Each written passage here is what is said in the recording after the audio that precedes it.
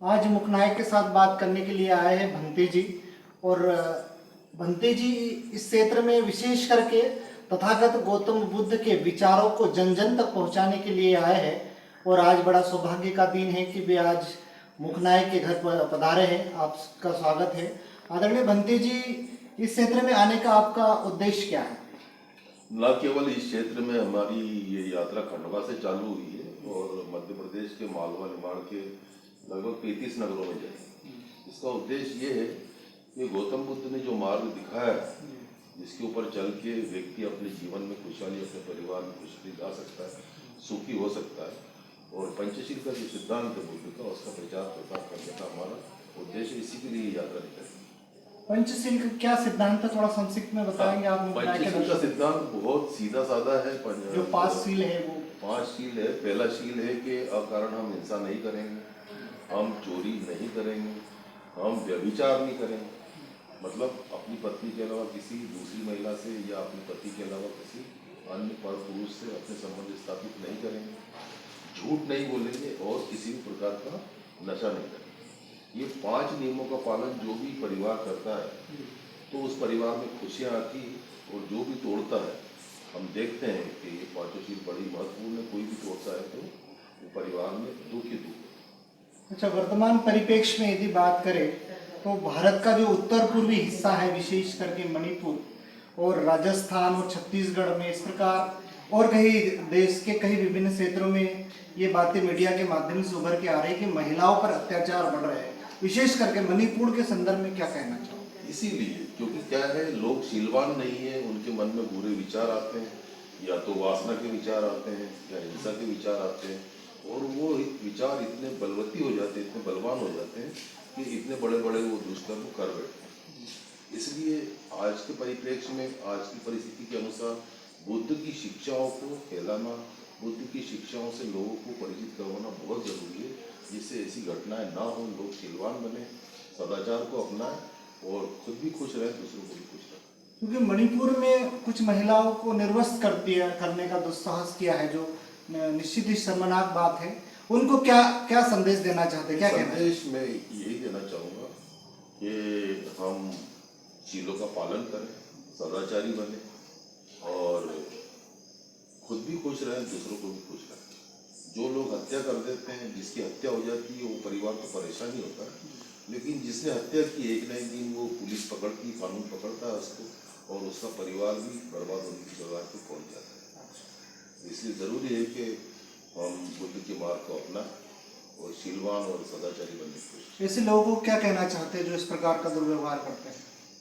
उनको वो दया के पात्र हैं, क्योंकि वो अज्ञान में है, वो लोग अंधकार में हैं, और दूसरों के लिए तो दुख पैदा करते हैं, खुद के लिए भी दुख पैदा करते हैं। तो उन लोगों को ज़रूर, और जो भी शासन है, प्रशासन है, उसको भी बुद्ध धर्म के इन 5 शीलों के प्रचार का काम अपने हाथ में लेके और लोगों को सदाचारी बनाने की कोशिश करना चाहिए। बाबा साहब के विचारों को लेकर आप लगातार भ्रमण कर रहे हैं। आपका ऐसा कोई प्रसंग बता, व्यक्तिगत प्रश्न कर रहा हूँ मैं, आपका कोई प्रसंग बताए जिसके कारण आप इस धम्म के रास्ते पर चल रहे हैं, और हमें क्यों जाना चाहिए, हमारे मुखनायक के दर्शकों को धम्म के रास्ते पर क्यों जाना चाहिए, ये कुछ बात बताइए।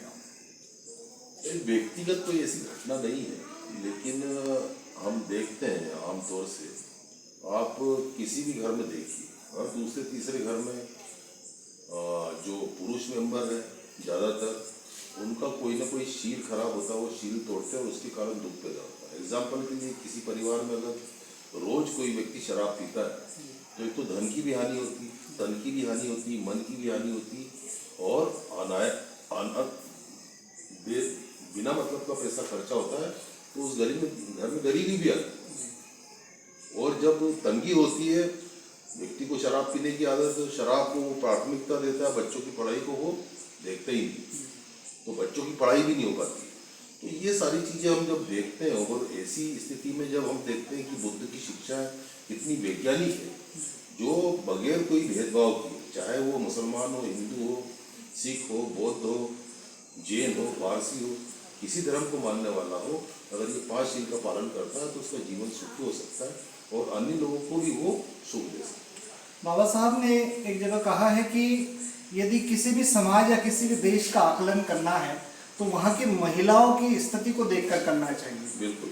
ये बाबा साहब ने कहा है। वर्तमान परिप्रेक्ष्य में यदि बात करें विशेष करके मध्य प्रदेश के संदर्भ में, तो मध्य प्रदेश सरकार की जो योजनाएं चल रही महिलाओं के संदर्भ में, जैसे लाडली लक्ष्मी हुआ, लाडली बहना योजना है, इन योजना के संदर्भ में बंटी जी आप क्या कहना चाहते हैं? नहीं, देखिए मुझे तो मालूम नहीं क्या क्या योजनाएं चल रही हैं। मुख्य बात ये है कि मनुष्य जब तक शीलवान नहीं होगा, मनुष्य जब तक सदाचारी नहीं होगा, तो तब तक जो वास्तव में उन्नति होना चाहिए नागरिकों की वो नहीं हो पाएगी।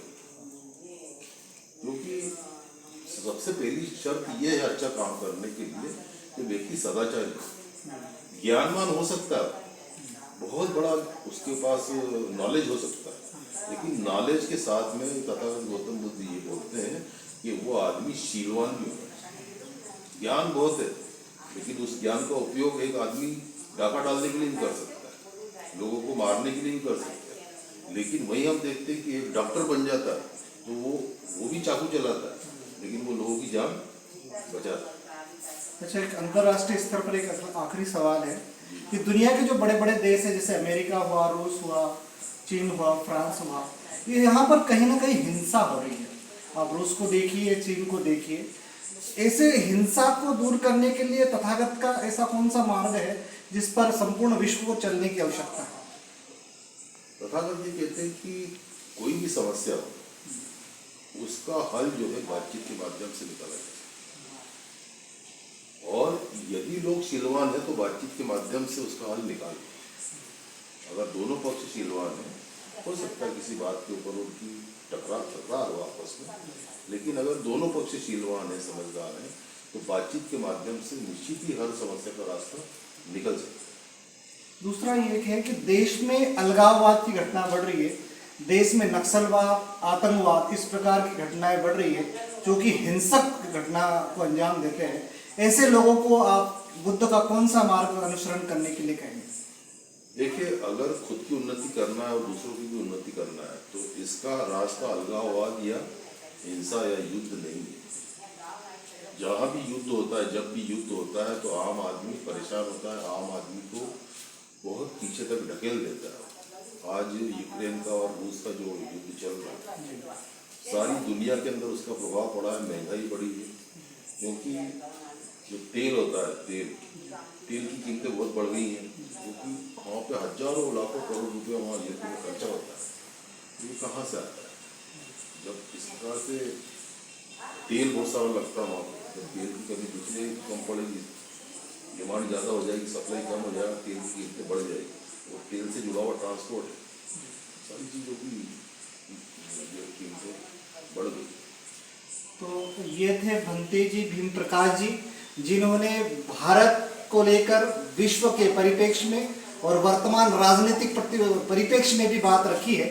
हालांकि उनके कहने का सार केवल यह है कि भारत के सारे लोगों को युद्ध नहीं, बुद्ध की ओर जाने की आवश्यकता है, कि बुद्ध ने संपूर्ण दुनिया को शांति और अहिंसा का संदेश दिया है, और उसी शांति और अहिंसा के संदेश को लेकर वे आज यहाँ पधारे हैं। आपका हमसे बात करने के लिए बहुत बहुत धन्यवाद। जय भीम, नमो बुद्धाय।